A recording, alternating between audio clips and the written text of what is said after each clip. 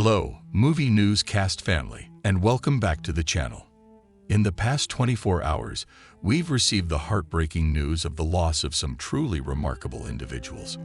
Today's episode is a tribute to their incredible legacies. Dolly Parton's older brother David dies at 82. Sister Stella Parton says, "He got his angel wings." Dolly's sister Stella shared the news of their brother's death in social media posts on November 15.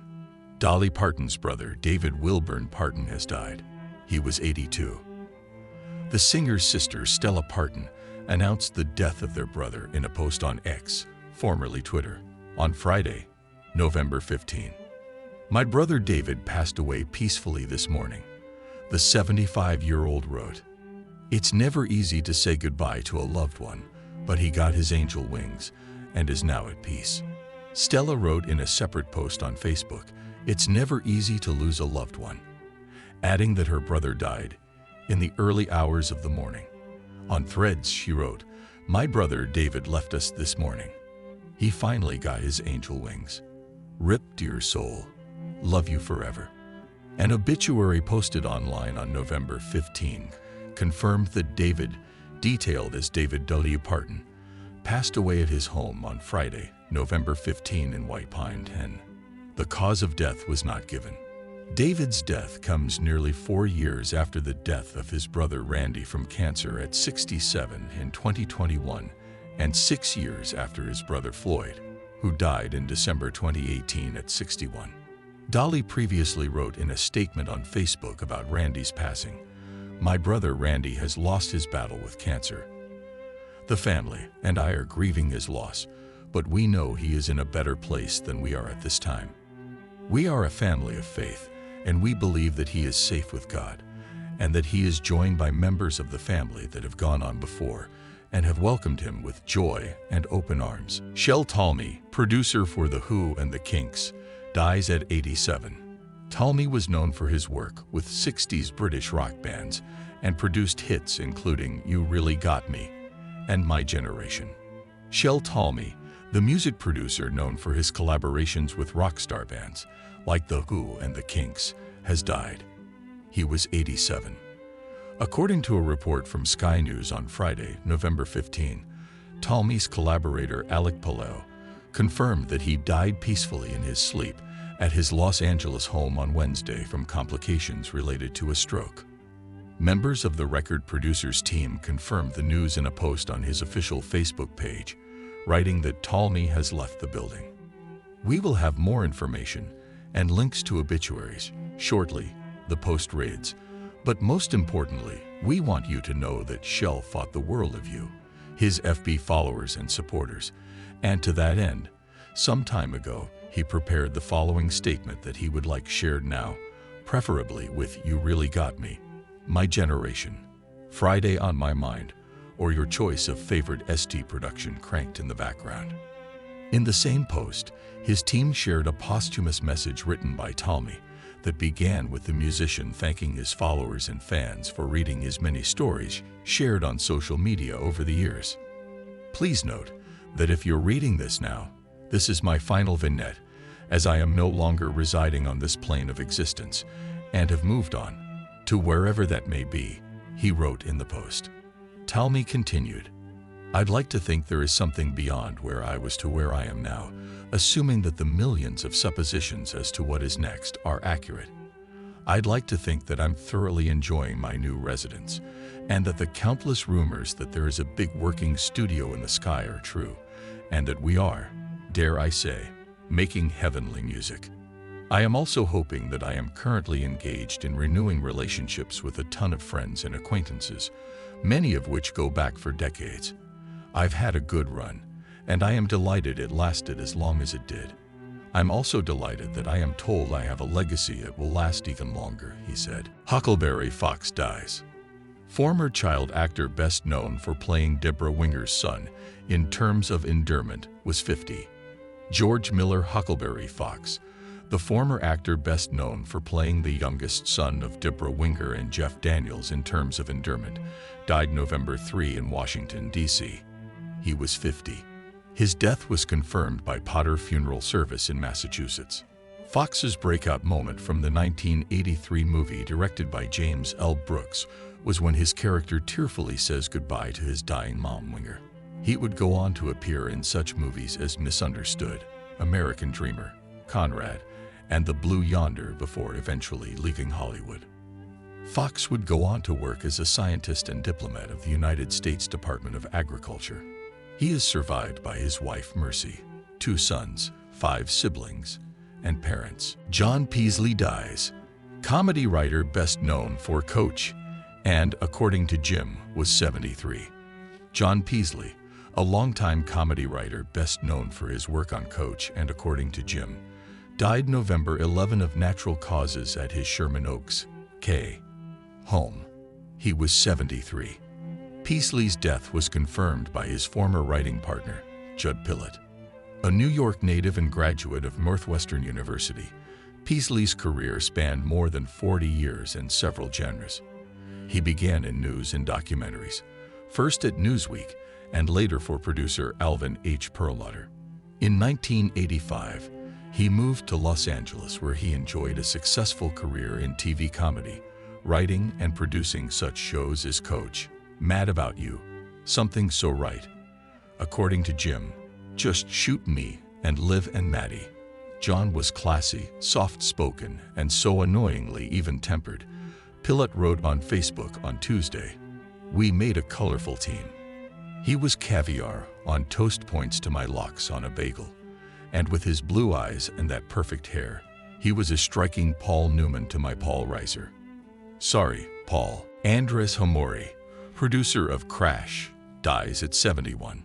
Hungarian film and television producer Andres Hamori, who produced films like Crash and Sunshine and shows such as The Gate, died September 2. He was 71. Some of Hamori's other credits through the late 90s and early 2000s include films like The Sweet Hereafter, Existence, Max, Owning Mahoney, and Formula 51.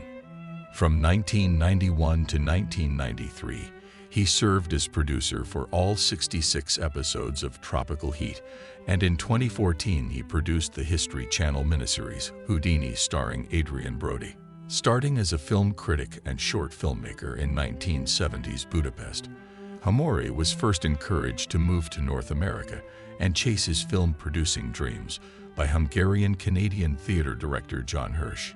In 1981, armed with a print of one of his shorts, Hamori moved to Toronto, temporarily shacking up in Hirsch's basement. Hamori got his break working with fellow Hungarian native Robert Lantos before becoming a partner at Alliance Entertainment, a leading Canadian film and television producer and distributor that operated from 1984 to 2013. Hamori later relocated to Los Angeles, where he founded his own production banner, H2O Motion Pictures. Hamori saw himself as being in the tradition of producers like Hungarian Alexander Korda. He was drawn to unique, visionary stories, often with a literary bent, that could sustain the passion it took to usher them through the years-long development, financing, and production process. Read Hamori's official obituary. He was also something of a ham who liked to give himself the occasional cameo in his own projects. Hamori is survived by his 3 children, Chloe, Ben, and Jake. Tyka Nelson, sister of the late music icon Prince, has died. She was 64. Nelson's son, President Nelson, announced her death Monday in a statement obtained by USA Today on Tuesday. Multi-instrumentalist, songwriter, author, Tyka Nelson, Prince's sister, died Monday, November 4, at North Memorial Hospital in Robbinsdale.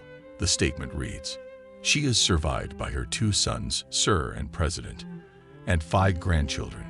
A cause of death was not disclosed." A representative for Prince's estate also confirmed her death to Variety. The news was also shared in a post on Nelson's Facebook page, which quoted lyrics from Prince's song, "All the Critics Love You in New York," that referenced the date November 4. The family statement remembers Tyka Nelson as the daughter of Mattie and John Nelson. She was best known as Prince's sister and worked to keep his legacy alive with his fans, attending fan and industry events. In addition, Services will be private, and in lieu of flowers, the family has asked that you take care of one another. Nelson was also a singer like her famous brother, and she released 4 albums, the most recent of which debuted in 2011. She and Prince were both the children of musicians John L. Nelson and Mattie Della Shaw. The Purple Rain singer also had several half-siblings, including a half-brother who died in 2019 at age 66. After Prince died from an accidental drug overdose in 2016, Nelson accepted the American Music Award for Top Soundtrack for Purple Rain on his behalf. Jim Hoagland, Pulitzer-winning voice on world affairs, dies at 84. Jim Hoagland, a Washington Post journalist whose intrepid reporting and erudite columns were twice honored with the Pulitzer Prize and made him for decades a leading voice in world affairs, died November 4 at a hospital in Washington. He was 84. The cause was a stroke, said his son, Lee Hoagland. Mr. Hoagland began his education in a 2-room schoolhouse in South Carolina and first traveled abroad after college on a Rotary scholarship that took him to France. He found in newspapering a means to see and understand the world and was hired in 1966 at the Post, where he distinguished himself early on as one of the premier foreign correspondents of his generation. Al Ferrara, 2-time World Series winner with Dodgers, dies at 84.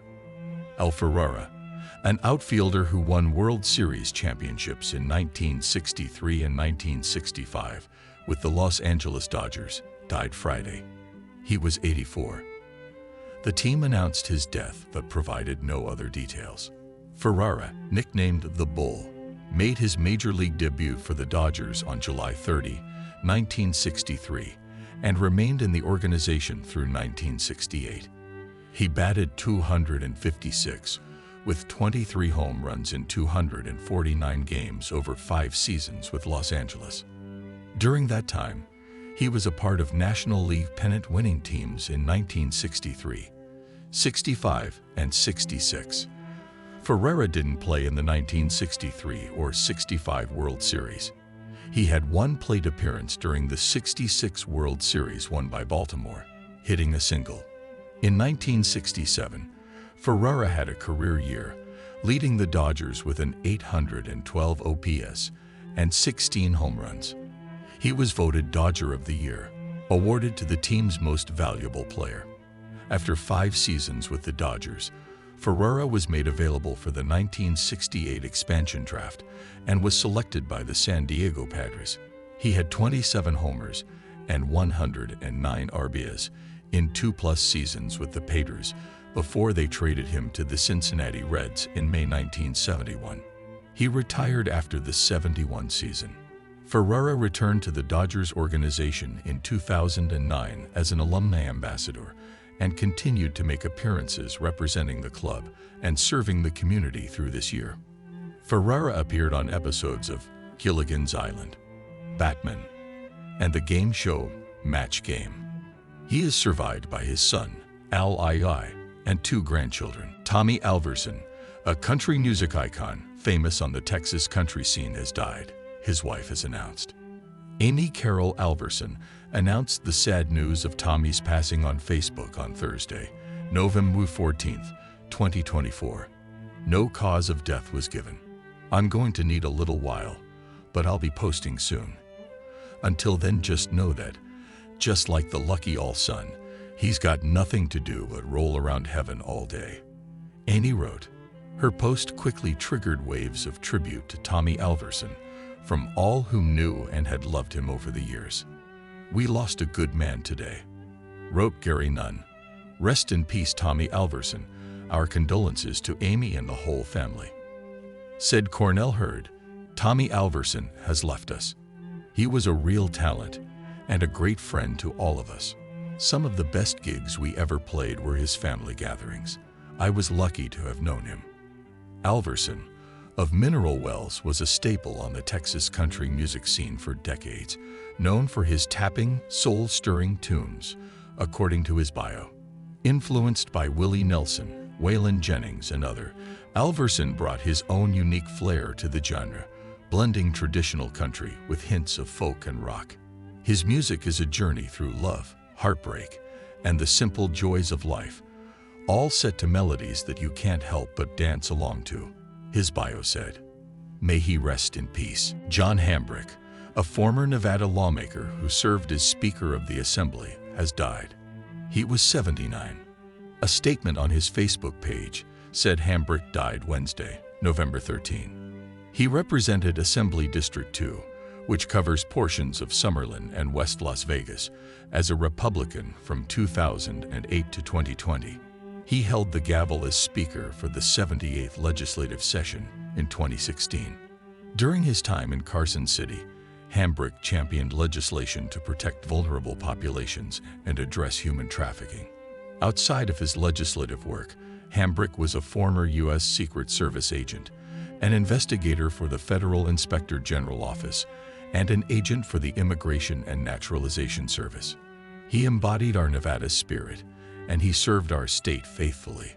Gov. Joe Lombardo wrote, "We send our love and prayers to his family and loved ones during this time."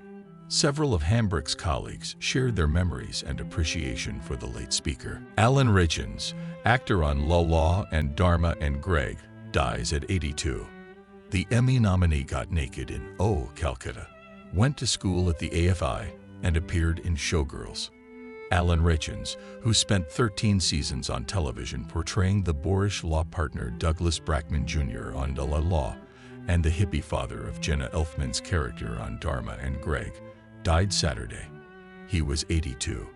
Ritchins died in his sleep of heart failure in the early morning hours at Cedars-Sinai Medical Center in Los Angeles.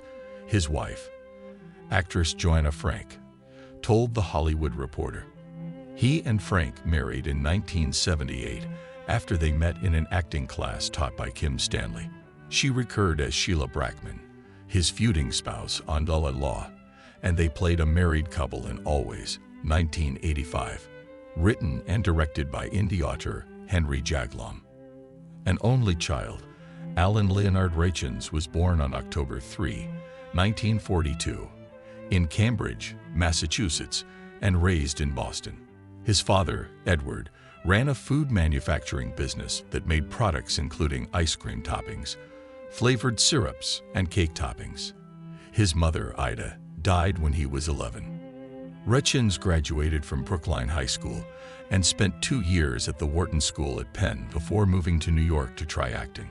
He studied with the likes of Warren Robertson and Kim Stanley, and made his Broadway debut in 1967 in After the Rain. Jazz drummer great Roy Haynes dies aged 99.